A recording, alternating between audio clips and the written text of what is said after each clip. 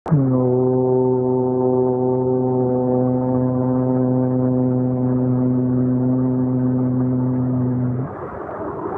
गुरु गीता विनियोग करन्यास हृदयादिन्यास के बाद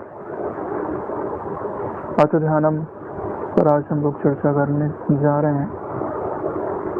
उसका पहले श्लोक 5 श्लोकों में से पहला श्लोक है आज का। अथ ध्यानम नमामि सद्गुरुं शांतम प्रत्यक्षम शिवरूपिणम शिरसा योग पीठस्थम मुक्ति कामार्थ सिद्धितम। विनियोग किया हम लोगों ने, करन्यास किया, हृदयादिन्यास किया। यहाँ तक तो गुरु जी की प्रत्यक्ष स्मृति नहीं थी। विनियोग में हमने ऋषि को 7 लोगों को याद किया था। करन्यास में भी परमात्मा के जो 7 उनके स्वरूप को निरूपित करने वाले विशेषण हैं उनको याद करते हुए उनका हमने हाथ में फिर शरीर के अंगों आदि में स्थापन किया था। उनकी ऊर्जा को, उनकी अलौकिकता को वहां पर धारण किया था। यह गुरु जी का अव्यक्त रूप था। लेकिन अथ ध्यानम से गुरु जी के साथ प्रत्यक्षता स्थापित होती है, सामने हमारे दिखाई देना प्रारंभ होता है। ध्यान का अर्थ ही होता है धारण करना, और वैसे भी ध्यान का कितना महत्व है ये हमने सत्संग आदि में भी सुना है। अभी ब्रिजेश भैया ने भी बताया कि ध्यान से बड़ा कोई तीर्थ नहीं है भाई। शरीर आदि स्नान करते हैं तब पवित्र गिने जाते हैं, लेकिन मन को किस जल से धोओगे? मन को धोने का जो जल है वो परमात्मा स्वरूप गुरु का ध्यान ही है। तो गुरु गीता जैसे पवित्र ग्रंथ को हृदयंगम करने के लिए जो भूमिकाएं शुरुआत में आवश्यक है उनमें आपके गुरु जी का ध्यान भी है। यानी कि गुरु जी का जो हमारा दिव्य अलौकिक साकार विग्रह है, उसी साकार विग्रह की, क्योंकि आपके मन को कोई ना कोई आधार तो चाहिए चिंतन करने के लिए। जो नाम और रूप में गिरा हुआ है वो नाम और रूप से ही उठेगा। तो इसीलिए गुरु जी ने, उस परब्रह्म ने अपनी करुणा के वश होकर एक ऐसा साकार रूप बनाया जिसे हम देख सकते हैं। भैया ने कहा कि अलख पुरुष की आरती साधु का ही दे। जो कभी दिखाई नहीं देता वो केवल प्रेम के वश होकर के ही दिखाई दे रहा है। किस लिए दिखाई दे रहा है कि आप सब जगह से दृष्टि हटाकर यहाँ पर लगा लीजिए और फिर यहाँ से दृष्टि अपने आप अलख में चली जाएगी। जो सच में गुरु तत्व है, जो सच में दिखने वाले को जो देख रहा है उसमें टिक जाएंगे। वहां तक ले जाने के लिए ही यहाँ से गुरु जी के ध्यान की शुरुआत होती है। तो गुरु जी का जो स्वरूप है उसमें विचार और अलौकिकता और तत्व ज्ञान की समझ, ये तीनों मिला करके जब हम ध्यान करते हैं तब वह ध्यान अपनी पूर्णता को प्रतिपादित करने लगता है। शायद उसी उद्देश्य की पूर्ति के लिए गुरु जी के विशेषणों सहित उनका ध्यान का वर्णन यहाँ पे किया गया है। कहते हैं पहले ही श्लोक में, ध्यान में, यानी कि ध्यान का अर्थ है आपको गुरु जी दिख रहे हैं मन की आंखों से, और केवल गुरु जी दिख रहे हैं। तो उसके बाद गुरु जी के दिखने के बाद आप जो भी भाव अर्पित करते हैं वह सब ध्यान में ही गिना जाता है। इसके लिए जब आप अपनी मन की आंखों से गुरु जी को निहार रहे हैं तो कह रहे हैं कि जो अत्यंत शांत स्वरूप है हम गुरु जी को देखते देखते आपका मन शांत होने लगता है, तो वो कितने शांत स्वरूप होंगे। वेदांत में नहीं भी जाएं तो भी, वेदांत में जाएंगे तो कोई बचता ही नहीं है। प्रत्यक्ष अनुभव की बात कर लेते हैं कि आपका मन कितना भी अशांत हो, कितना भी चिंतित हो, कैसा भी हो, अगर गुरु मूर्ति की तरफ आप देखने भर लग जाएं तो अपने आप शांति आने लगती है, अपने आप ज्ञान आने लगता है, अपने आप रस आने लगता है। अगर यही दिखना बाहर की नेत्रों को छोड़ करके मन की नेत्रों से होने लगे ना, तो वह क्रिया और जल्दी होने लगती है। तो गुरु जी का जो स्वरूप है वो कहते हैं कि अत्यंत शांत स्वरूप है, और इसका प्रमाण बुद्धि से नहीं भी लेने जाए तो आपका हृदय देता है। अगर बुद्धि पूर्वक लेने के लिए जाएं तो सारी शांति और अशांति, सारे शब्द तो स्फुरण मन में ही है। उस मन का जो साक्षी चैतन्य है वही गुरु जी हैं, उनमें अशांति होना संभव ही नहीं है। वह तो अचल तत्व है, सर्वव्यापक तत्व है, उसको कौन हिलाएगा। हिलने के लिए भी तो जगह चाहिए। आकाश को कोई स्पंदित कर सकता है क्या? उस हिसाब से तो शांत स्वरूप है ही। तो कहते हैं कि जो अत्यंत शांत रूप है, जिसकी स्मृति आते ही सारे दुख, सारी चिंताएं, सारी परेशानियां, यहाँ तक कि आपका स्फुरन, आपके जीवत्व का स्फुरन भी शांत होने लगता है। जो अत्यंत शांत स्वरूप है, जो प्रत्यक्ष शिव रूप है। शिव यानी कल्याण रूप है। प्रत्यक्ष शब्द क्यों कहा है? सबसे अच्छा तो मुझे इसमें प्रत्यक्ष ही लगता है। बापू जी कहते हैं ना कि कई लोग ऐसा सोचते हैं कि जीवन भर गुरु कर लीजिए, फिर जब मृत्यु हो जाएगी तो कंधे पर बिठा करके सतखंड में ले जाएंगे। वो प्रत्यक्ष शिव रूप नहीं है। जो सदगुरु हैं वो प्रत्यक्ष शिव रूप है। अभी का अभी आपका हृदय प्रमाण देगा। इतने साधकों के अनुभव हैं, वो प्रत्यक्ष शिव रूप होने के कारण ही है। नहीं तो किसी को मृत्यु के बाद मुक्ति लाभ हो, मृत्यु के बाद कोई स्वर्ग में गया हो तो कौन देख रहा है। जो यही शांत, आनंदित और अपने स्वरूप की मुक्तता का अनुभव करने लग जाएं, जिनकी कृपा से, वही प्रत्यक्ष शिव रूपता का प्रमाण है। शिव जी क्या करते हैं भाई? प्रलय करते हैं ना, और उनके प्रलय में भी कल्याण ही छुपा होता है। तो गुरु जी हमारे अज्ञान का, हमारे दुख का, हमारी चिंताओं का अपनी करुणा कृपा से, अपने सत्संग वचनों से, अपने आत्मज्ञान से उनका प्रलय कर देते हैं। हमारे अहंकार का ही प्रलय कर देते हैं। और उसके लिए कल का वादा नहीं है उनके। अधुनय हो, अभी स्वीकार करो और अभी आप कल्याण रूप हो। यही उनकी प्रत्यक्ष शिवरूपता का प्रमाण है। और आगे कहते हैं कि योग पीठस्थम, आत्मा परमात्मा का जो योग है वह जहाँ सिद्ध होता है, वह स्थान मेरे गुरु जी हैं। आत्मा परमात्मा के या जीवत्व के उस ब्रह्म तत्व में विलय का जो स्थान है वो मेरे गुरु जी हैं। या कुल मिलाकर के कहें कि जीव को ब्रह्म बनाने का जो सामर्थ्य अपने भीतर ही संजोए हुए हैं वो हमारे गुरु जी हैं। वास्तव में जब शिष्य गुरु जी का ठीक प्रकार ध्यान करता है ना, तो वो गुरु जी के अंदर होता है। वास्तव में जब आप गुरु जी को देखते हैं तब आप ऐसा लगता है कि गुरु जी दूर हैं, हम दूर हैं। धीरे धीरे नजदीकी बढ़ती जाती है और एक समय ऐसा भी आता है कि हम उनको अपने से इतने नजदीक चले जाओ कि आप गुरु जी के अंदर ही प्रवेश कर जाओ। ये गुरु जी का पूरा ध्यान है। जब तक आप, भाई सीधी सी बात है ना, भाई थोड़े दूर हैं और नजदीक जाए और नजदीक जाए, तो ये समीपता है उनकी, तो फिर उनमें प्रवेश कर जाओ ना। अलग क्यों रहना? क्या पता अलग रहें तो दूर चले जाओ। उनके अंदर ही जो समाहित हो गया वो तो जहां जाएंगे वो वहां रहेगा।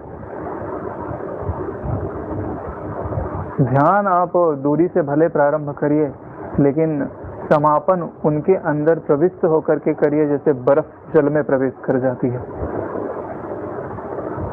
उसका बर्फत्व खत्म, वैसे आपका जीवत्व खत्म।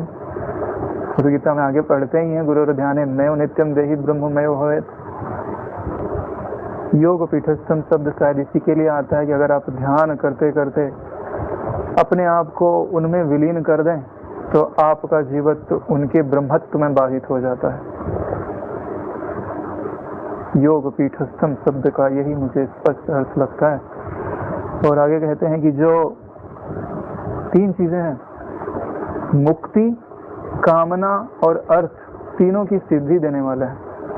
अगर इसको बांटें तो कामना यानी अर्थ से समझ सकते हैं, अर्थ अर्थार्थी से समझ सकते हैं, और मुक्ति जिज्ञासु से समझ सकते हैं। यानी कि तीनों प्रकार के जो गुरु जी के उपासक हैं, उनकी तीनों इच्छाएं पूरी करने में जो समर्थ हैं, ऐसे सत गुरुदेव, गुरु जी के आगे सत विशेषण जोड़ दिया गया है कि ये शाश्वत गुरु हैं। फिर भैया ने कहा ना कि जिनकी सत्ता तीनों कालों में बदलती नहीं है, पहले भी थे, अभी भी हैं और भविष्य में वो वैसे के वैसे ही रहेंगे। ऐसे शाश्वत को जो अपने अंदर अनुभूत किए हुए हैं और आपको अनुभूत करा सकते हैं, ऐसे सदगुरु पद पे आरूढ़ हमारे सदगुरु को हम सिर सा नमामि, सिर झुका करके प्रणाम करते हैं। नाम अमामि यानी यह झुका हुआ सिर अब मैं वापस नहीं लूंगा, ये आपका ही है। प्रणाम करने का यही अर्थ होता है, नाम अमामि कहने का यही अर्थ होता है कि ये अब आपका हो गया, आप मुझे ये वापस मत दीजिए, आप इसे अपने पास ही रख लीजिए। जे गुरु चरण रेणु सिर धरहि, ते जन सकल विभव बस करहि। जो अपना सर गुरु जी के चरणों में रख देता है, ऐसा कौन सा ऐश्वर्य है जो हस्तगत नहीं कर ले। इस सारे जगत में, सारे रिश्तों में, सारे नातों में सबसे अच्छा रिश्ता जो है वो सदगुरु और सत्शिष्य का है। यह जो श्लोक है, यह गुरु जी के, अगर आप गुरु जी का ध्यान प्रारंभ करते हैं तो इन विशेषणों की स्मृति के साथ ध्यान में आपका पहला कर्तव्य बनता है कि आप उनको सिर झुका करके उनके चरणों में प्रणाम करें। जो खाली सीधे बैठ करके ओम करने लग जाता है, मुझे लगता है कि शायद इस पथ से गुजरना और ज्यादा लाभदायक रहेगा, क्योंकि गुरु गीता हमको यही सिखाती है। ओम ओम ओम। अथ ध्यानम का दूसरा श्लोक है, प्रातः शिरसि शुक्लाब्जो द्विनेत्रम द्विभुजम गुरुम वर अभय करम शांतम स्मरेत तत् नाम पूर्वकम। अथ ध्यानम में कल पहला श्लोक था जिसमें हम लोगों ने चर्चा किए थे कि ध्यान की शुरुआत में गुरु जी को शिव रूप बताते हुए, आत्मा परमात्मा के एकत्व का केंद्र बताते हुए, मुक्ति कामना और सिद्धि को देते हुए हम उनको प्रणाम करते हैं। और दूसरा श्लोक उनकी स्मृति के लिए आ रहा है। सबसे पहले ध्यान में प्रणाम और उसके बाद लिखा है स्मरेत तत् नाम पूर्वकम। तत् शब्द परमात्मा का वाचक है। गुरु जी का स्मरण कैसे करना है? गुरु जी परमात्मा से एक है तो परमात्मा के विशेषणों का गुरु जी में उपयोग करते हुए स्मरेत, स्मरण कैसे करना है? तत् परमात्मा के जितने भी वाचक शब्द हैं उनका प्रयोग करते हुए गुरु जी का स्मरण करना है। और स्मरण का समय क्या है? बोले प्रातः काल। शिरस यानी कि सिर झुका कर, यानी नम्रता पूर्वक। ऐसा नहीं कि मैं स्मरण कर रहा हूँ, उन्हीं की कृपा से हम, आता है ना कि आप ईश्वर को कब याद करते हैं? जब वो आपको याद करता है, जब वो आपको याद करते हैं। क्योंकि हमारी तो बुद्धि इतनी नीचे गिरी हुई है संसार में कि हम इसके मोह से उबर नहीं सकते। हमें उसकी याद आती है तो ये बताता है कि वो हम पे करुणा कर रहे हैं। ऐसा भक्तों की एक दृष्टिकोण है, भावना है, और अच्छी भी लगती है हृदय में। और इसलिए कह रहे हैं कि नम्रता पूर्वक प्रातः काल, यहाँ पे लिखा है कि शुक्लाब्ज द्विनेत्रम द्विभुजम गुरुम। मुझे ऐसा लग रहा है कि शुक्लाब्ज से मुझे मुख के लिए ही लेना चाहिए कि जिनका चेहरा, जिनका मुखमंडल सफेद कमल के समान तेजवान है, प्रसन्नता को देने वाला है, रस को बरसाने वाला है। अब्ज शब्द चंद्रमा के लिए भी आता है, जिनका मुखमंडल चंद्रमा के समान शीतलदायी है। भाई चंद्रमा को देखते ही अपना मन शीतलता को, भाई पूर्णिमा का चांद देखिए तो कैसा भी मन हो अपने आप शांत होने लगता है, शीतलता को ग्रहण करने लगता है। ऐसे गुरु जी के मुखमंडल की तरफ देखिए ना, तो अपने आप शीतलता हृदय में, अंतःकरण में, सारे ताप, तीनों ताप कहाँ जा रहे हो पता नहीं चलता, अपने आप शीतलता आने लगती है, धैर्य आने लगता है, शांति आने लगती है, ज्ञान आने लगता है, सिर्फ उनको देखने मात्र से ही। और ये चंद्रमा का या कमल का ऐसा गुण होता है। इस कमल के अंदर सुगंध होती है ना, सुगंध का गुण क्या होता है कि वह व्याप जाती है आपके चारों तरफ। ब्रह्म कमल आदि का तो ऐसा गुण होता है कि ऐसे कमल होते हैं कि उनको अगर आप सूंघ भर लीजिए ना, तो आपकी मना स्थिति अपने आप समाधि तक लेके चली जाता है। ऐसे भी कमल होते हैं, ऐसे भी दिव्य कमल होते हैं कि उनकी सुगंध ही आपके मन प्राणों को ऊपर के केंद्रों में बलात् लेकर के चले जाते। उनका नाम ही इसीलिए ब्रह्म कमल, यानी ब्रह्म की तरफ ले जाने वाले उनकी सुगंध, उनकी आभा। और ऐसे ही हमारे गुरु जी का जो मुखमंडल है वो एकदम सफेद ब्रह्म कमल की नाई है, सुवर्ण में शीतलता बरसाने वाले चंद्र की नाई है। ऐसी भावना करते हुए, क्योंकि सबसे पहले तो चेहरा ही दिखता है ना, हाथ और भुजाएं तो बाद में दिखते हैं। फिर आगे कहते हैं कि दो नेत्रों वाले। अब उस चेहरे पर सबसे ज्यादा प्रेम बरसाने वाली चीज तो नेत्र ही है। भाई चेहरा तो आपके सामने हो, लेकिन नेत्र आपके सामने नहीं हो तो ये तो और किसी को देख रहे हैं। अपनापन कब जगता है? जब नेत्र आपके ऊपर पड़ता है, दृष्टि आपके ऊपर पड़ती है। तो यानी कि इस समय जब आप गुरु जी की ध्यान में स्मृति कर रहे हैं तो ऐसा भाव हो कि उनकी दृष्टि आपके ऊपर पड़ रही है। दो नेत्र है ना, और दृष्टि एक ही है, यानी कि उन दोनों नेत्रों से निकलने वाला आभा मंडल, वो प्रकाश। बापू जी ने एक बार बताया भी है सत्संग, ऐसी भावना करनी चाहिए गुरु जी के नेत्रों से दिव्य प्रकाश निकल करके आप में प्रवेश कर रहा है। तो दोनों नेत्रों का ध्यान करते हुए कि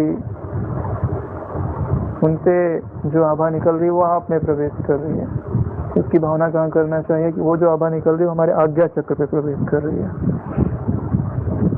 आज्ञा चक्र पे प्रवेश कर रही है तो जैसे आंखें दोनों होने पर भी केवल दृश्य एक ही दिखता है, ऐसे ही ये सारा जगत द्वैत प्रपंच युक्त होने पर भी केवल एक ही तत्व दिखे।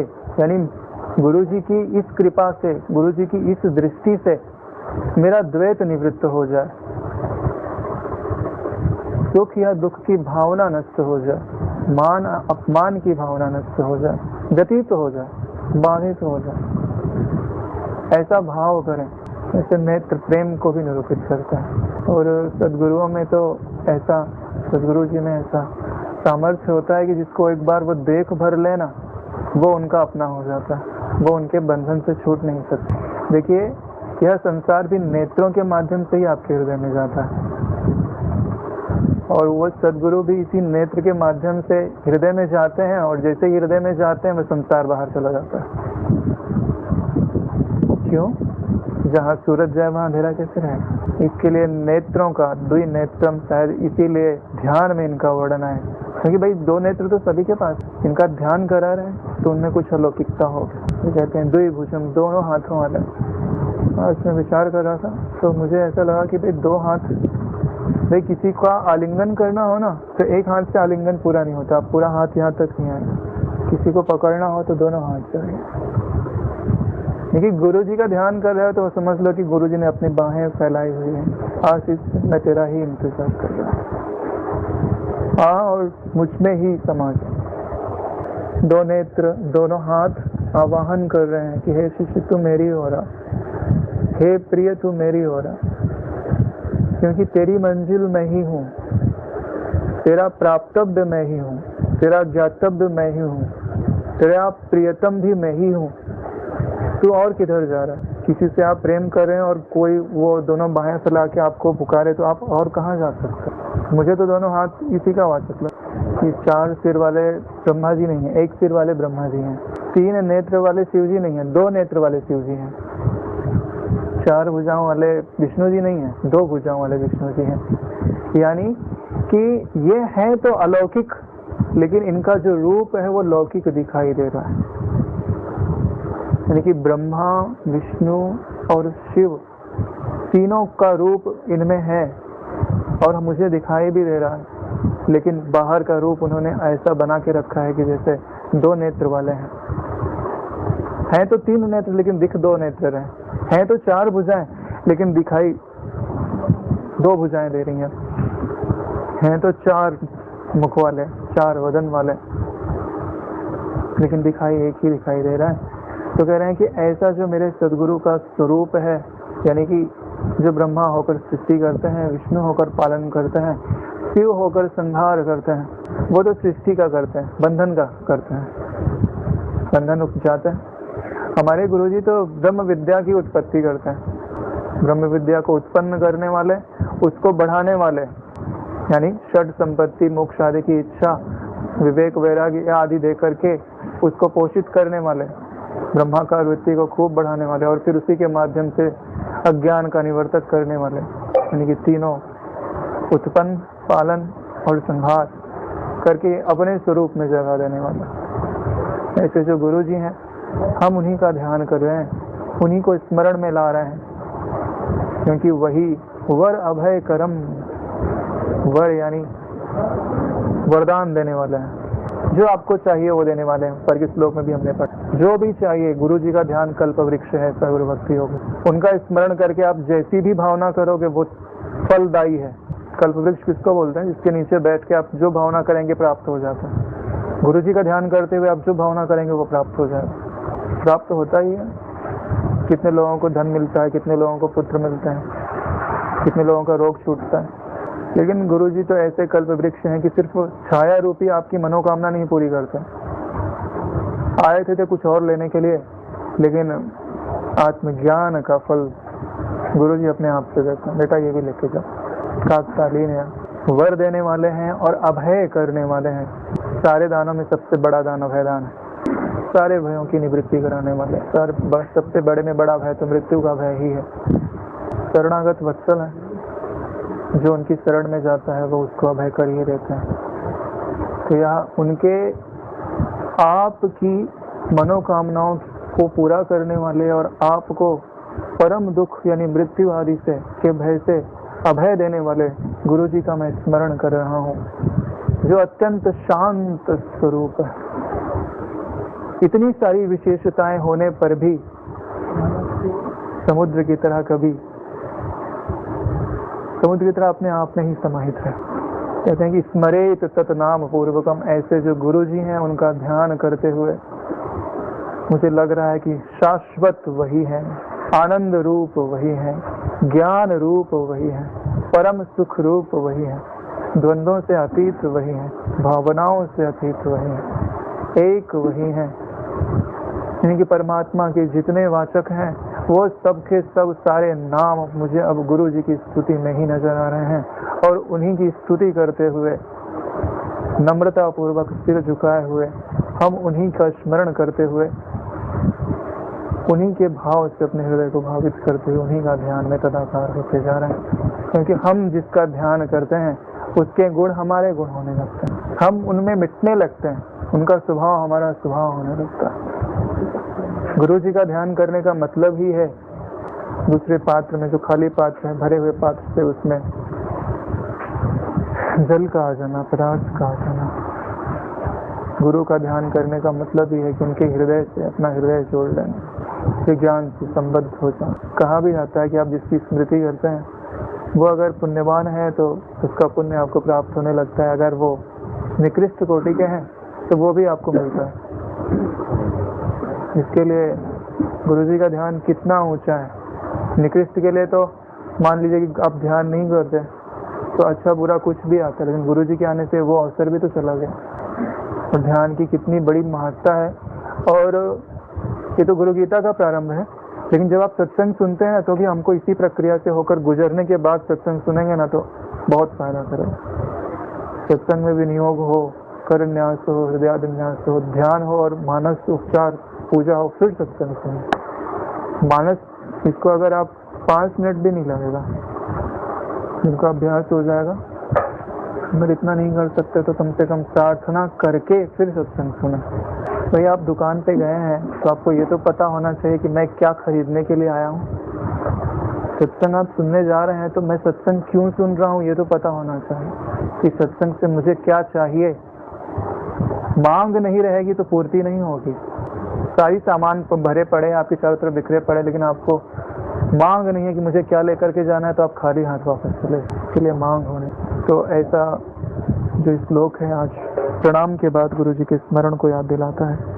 और हमें प्रातः काल यानी कि सुबह का समय, और इस साधना के सुबह के समय, इस साधना के प्रारंभ में भी प्रातः से ले सकते हैं।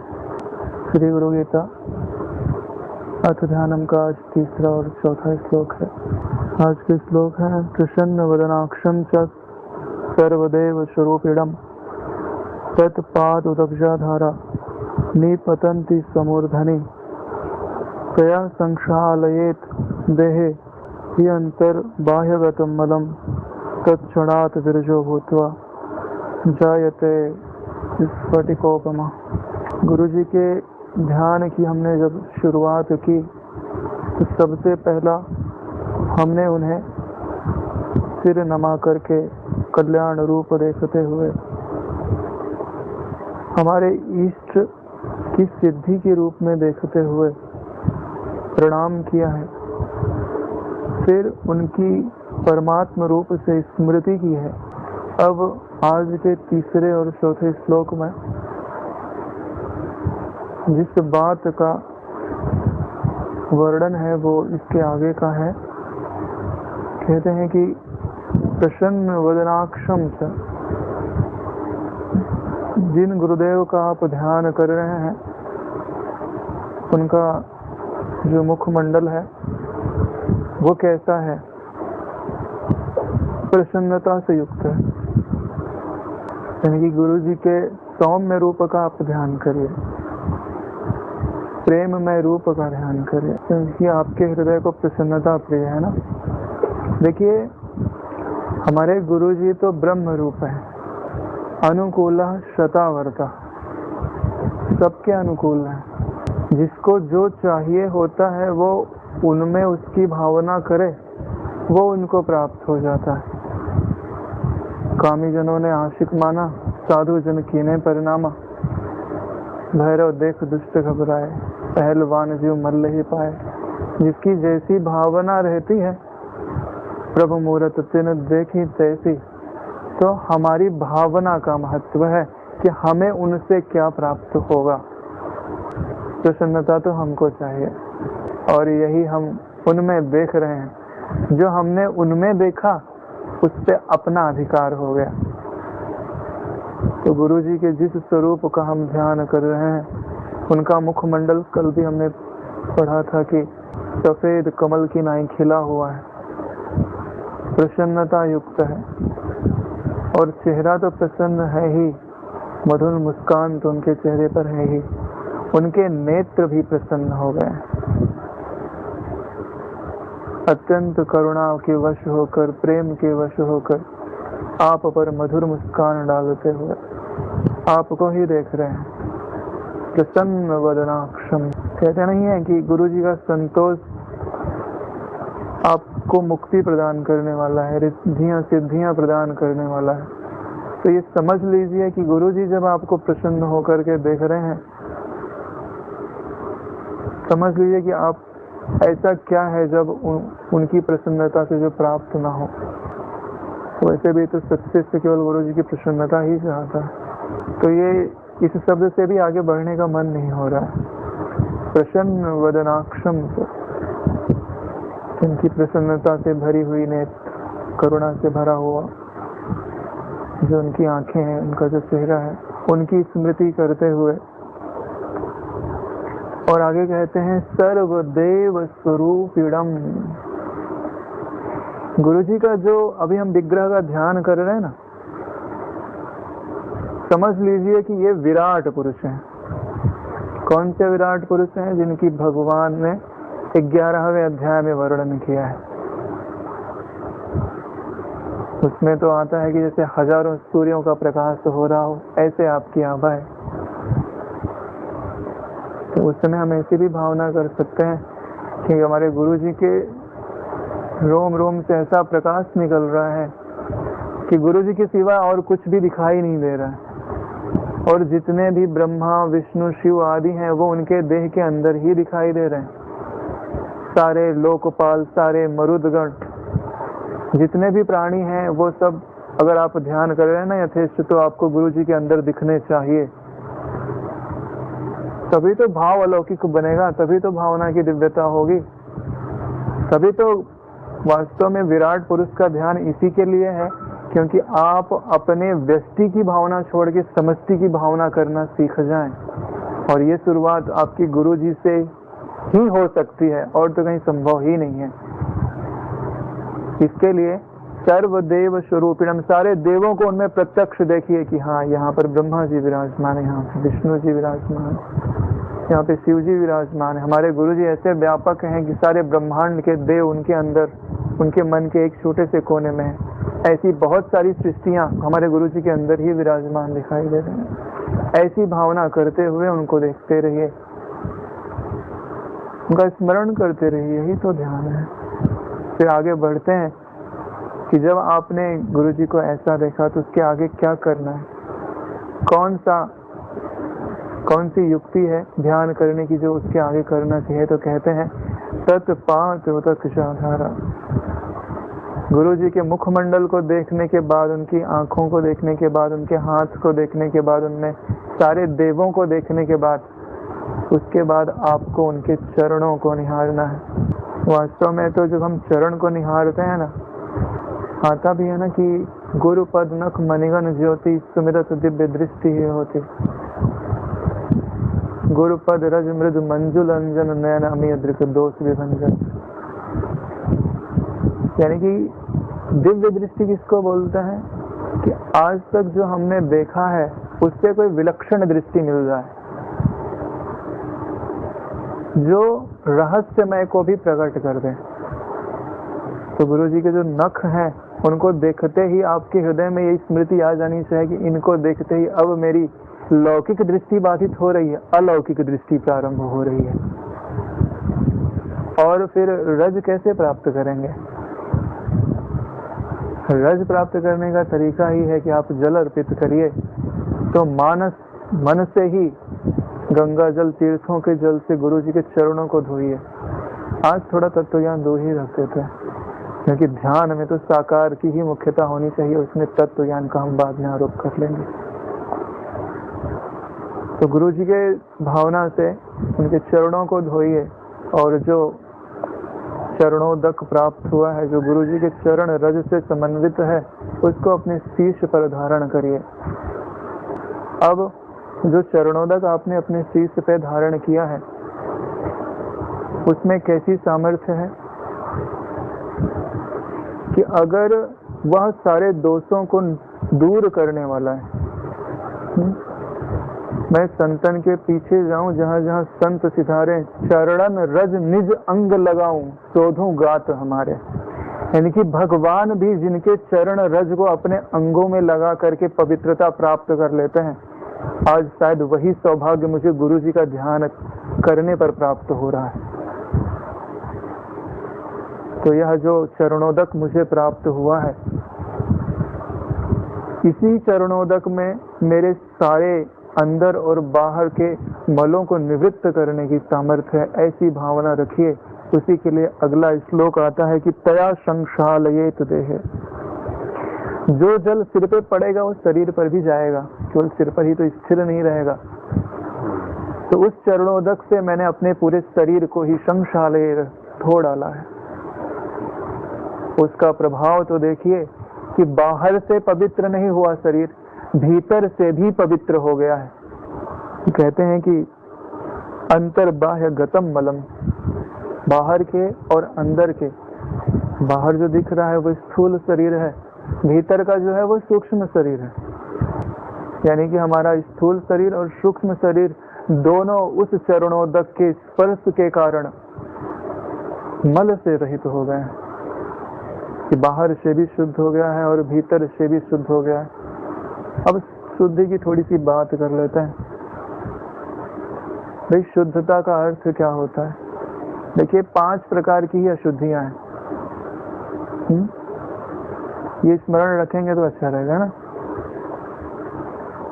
अविद्या, अस्मिता, राग, द्वेष और अभिनिवेश, ये 5 मल दूर हो जाए ना तो अगली लाइन अपने आप सिद्ध हो जाती है। ये पूरे के मल हैं कि जो उस चैतन्य के प्रकाश को प्रकाशित नहीं हो देने देते, बीच में आवरण कर देते हैं।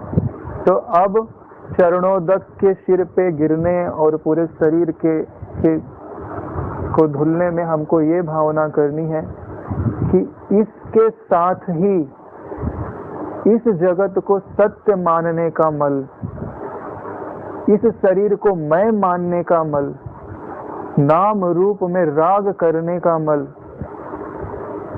किसी नाम रूप परिस्थिति से द्वेष करने का मल और मृत्यु आदि का भय, ये सब ये चरणोदक ने धो करके साफ कर दिया है। अब ना मुझ में कोई इच्छा रही है, ना ये जगत मेरे लिए सत्य रहा है, ना मैं इस शरीर को अब मैं मानता हूँ, ना मुझे किसी से राग है, ना मुझे किसी से द्वेष, ना मुझे किसी से भय है। क्योंकि ये सारे मल गुरु जी ने अपनी करुणा कृपा से अपने चरणोदक जो उन्होंने दिया हुआ है उससे ये सारे मल धुल गए हैं। फिर आप उसी समय अनुभव करेंगे, अगर इसी भावना करते हैं, तत्क्षणात, उसी क्षण विरजो भूत्वा, निर्मल स्वरूप हो जाता है आपका। ठीक वैसे ही कैसे? स्फटिकोपमा, जैसे स्फटिक मणि साफ हो जाती है। स्फटिक मणि के अंदर कितनी विशेषता है, एकदम स्वच्छ है, विरज है। रज का अर्थ रजोगुण से भी ले सकते हैं कि जिसका रजोगुण व्यतीत हो जाए ना वो स्वच्छ हो ही जाता है। ये सत्वात संजायते गानम कहा ही गया है। इस स्फटिक मणि की एक विशेषता ये है कि उसमें प्रतिबिंब दिखता तो है लेकिन वो उसको कभी ग्रहण नहीं करता। यानी चरणोदक से आपका हृदय इतना स्वच्छ हो जाए कि वो स्फटिक के समान हो जाए कि फिर उसमें नाम दिखे तो सही, रूप दिखे तो सही, लेकिन हो नहीं ठीक वैसे ही जैसे स्फटिक मणि में होता है। और ये संभव है क्योंकि गुरुर ध्याने नैव नित्यम देहि ब्रह्ममयो भवेत, ये श्लोक पूर्णता सत्य ही है। तो इस मार्ग से अगर हम ध्यान करते हैं तो हमारा ब्रह्म रूप हो जाने में, ब्रह्मत्व के अनुभव को अंगीकार कर लेने में तनिक भी संदेह नहीं है कि अगर इस रीति से हम ध्यान करते हैं तो हमें ब्रह्मत्व की अनुभूति ना हो। इसके लिए प्रणाम, परमात्मा रूप में स्मरण के बाद उनका पाद सेवन और उस चरण अमृत से अपने इन मलों को स्मरण में रखिए, इन मलों को हटा दीजिए। क्योंकि जैसी आप भावना करते हैं ना वैसा ही भासता है। अगर आपने भावना की कि इस चरणोदक से ये व्यतीत हो रहे हैं तो ये व्यतीत हो जाएंगे, क्योंकि गुरु जी का ध्यान तो कल्प वृक्ष है। जैसी आप भावना करते हैं वैसा आपको प्राप्त होता है। श्री गुरु गीता अर्थ ध्यानम का 5वां अंतिम श्लोक है। तीर्थानि दक्षिणे पादे वेदाः तत्मुख रक्षिता पूजयेत अर्चितं तं तु तत् अमिध्यानम पूर्वकम। गुरु गीता पढ़ने सुनने के पहले जो कर्तव्य है वो विनियोग है, करन्यास है, हृदयान्यास है, और फिर गुरु जी का जो दिव्य अलौकिक विग्रह है उसका ध्यान है। उसी ध्यान की बात हम लोग कुछ दिनों से कर रहे हैं। ऊपर के जो 4 श्लोक हैं, जब ध्यान की हम शुरुआत करते हैं तो गुरु जी को देखते ही सबसे पहले प्रणाम होता है, जो पहले श्लोक में है। दूसरे श्लोक में उनकी परमात्म रूप से स्मृति की जाती है कि ये जो गुरु जी हैं ये परमात्म स्वरूप ही है। उनके दिव्य नामों से परमात्मा के नामों को स्मरण करते हुए गुरु जी को उन्हीं नामों में निहारते हैं, उनकी स्मरण है। फिर तीसरे और चौथे श्लोक में गुरु जी को सर्वदेव में देखते हुए, प्रसन्न वदन देखते हुए उनके चरणों पर जल अर्पित करके बने हुए चरणोदक को अपने सिर पर धारण करते हैं, और सिर पर धारण करते ही पूरा शरीर उससे धुल जाता है, क्योंकि सिर पे सबसे ऊंचा है, वहां पे जो गिरेगा वो पूरे शरीर पर जाएगा। तो कहते हैं कि अंदर के और बाहर के सारे मलों से रहित होकर आप स्फटिक मणि के समान निर्मल हो जाता है। जैसे स्फटिक मणि संग रहित है, मल रहित है, कुछ भी उसमें दिखता है तो सिर्फ दिखने मात्र ही है, होता नहीं है। ऐसे ही आपके अंतःकरण में नाम और रूप भले दिखाई दे, लेकिन उनकी सत्यता आपके हृदय को तनिक मात्र भी कब नहीं छूती है, जब आप गुरु जी के चरण पादोदक में स्नान कर लेते हैं। तो ध्यान में हम ऐसी दिव्य भावों की अनुभूति कर रहे हैं, और उसी में आज का 5वां श्लोक है। आपका हृदय जब इतना शुद्ध हो गया है, फिर अब उसमें ध्यान करने के लिए कहते हैं तीर्थानी दक्षिणे पावे। ऐसे निर्मल हृदय में वास्तव में तो गुरुजी अत्यंत निर्मल स्वरूप हैं, तो वो रहेंगे कहाँ? जहाँ निर्मलता होगी वहीं रहेंगे ना। इसके लिए आपने गुरुजी को अपने हृदय में विराजमान करने के पहले चरणोदक से हृदय को साफ कर दिया। कभी भाई कोई भी ऊंचे व्यक्ति आते हैं तो उनके लायक अगर स्थान नहीं होगा तो वो आएंगे क्यों? तो आपका हृदय जब स्वच्छ होता है तभी उनका प्रागट्य आपको अनुभव होता है। तो अब जो आपके हृदय में आपके गुरुजी दिखाई दे रहे हैं, कहते हैं कि उनके दाहिने पांव में समस्त तीर्थों का वास है। तीर्थानी दक्षिणे पावे। जब गुरु जी के दाहिने पांव में तीर्थों का वास है तो बाएं पांव में किसका वास? इस पर मुझे ऐसा लगता है कि गुरु जी का, देखिए दाहिना पांव जो होता है, ज्यादातर लोग दाहिना भाग उनका ज्यादा मजबूत होता है ना। सबसे पहले कोई भी वस्तु उठानी होती है तो हम दाहिना हाथ लगाते हैं, दाहिना हाथ सबल माना जाता है, और दक्षिण यानी दक्षता का प्रमाण भी है। तो जो शिष्य है उसको सबसे पहली आवश्यकता किस चीज की होती है? विवेक की होती है, वैराग्य की होती है, अंतःकरण के निर्मलता की होती है, बाद में ज्ञान की होती है। क्यों? क्योंकि जब आपका हृदय उस चीज को सुनने या समझने लायक नहीं है तो वो बात आपको स्वीकार नहीं होगी। उसके लिए पात्रता जरूरी होती है। जैसे बर्तन, आप बर्तन धो करके ही तभी तो भोजन लेते हैं ना। बर्तन गंदा पड़ा है थोड़ी ना भोजन लेते, धोते हैं फिर भोजन लेते हैं। तो गुरु जी का जो दाहिना पांव है, जिसको तीर्थ का है, तीर्थ का मतलब ही होता है जो आपके बाह्य शरीर को पवित्र करे और अंदर शरीर को भी पवित्र करे, वो तीर्थ कहलाते हैं ना। पवित्रता, तीर्थ नहीं, पवित्र कर देते हैं आपको। तो गुरु जी का जो दाहिना पांव है वह तीर्थ है, यानी कि उसका स्मरण करते ही आपका अंतःकरण दुर्वासनाओं से रहित हो जाता है, संसार की सत्यता से रहित हो जाता है। और जो बायां पांव है वह ज्ञान का निरूपित करता है।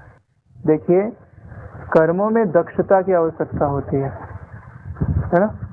वही दक्षता किसमें, जो आप करोगे उसमें दक्षता की आवश्यकता है, त्याग में दक्षता की आवश्यकता नहीं है। तो छोड़ना है तो छोड़ दिया, लेकिन जो करना होता है ना उसमें दक्षता की आवश्यकता होती है। यानी कि अंतःकरण जब तक शुद्ध नहीं होता तब तक उसमें दक्षिणा, यानी कि दक्षिणा जो दाहिना पांव है ये शुद्धि के लिए आता है, विवेक वैराग्य के लिए आता है, षट संपत्ति क्षम दम तितिक्षा उपरति के लिए आता है। और जो बायां पांव है वह अहंकार त्याग यानी ज्ञान की प्राप्ति के लिए आता है। इसके लिए दोनों पांव को ऐसे स्मरण करिए कि हाँ, इनकी दाहिने पांव, गुरु जी के दाहिने पांव की स्मृति करते ही आपको ऐसा होना चाहिए कि मैं पूर्ण पात्र हो गया हूँ, क्योंकि इनका दर्शन ही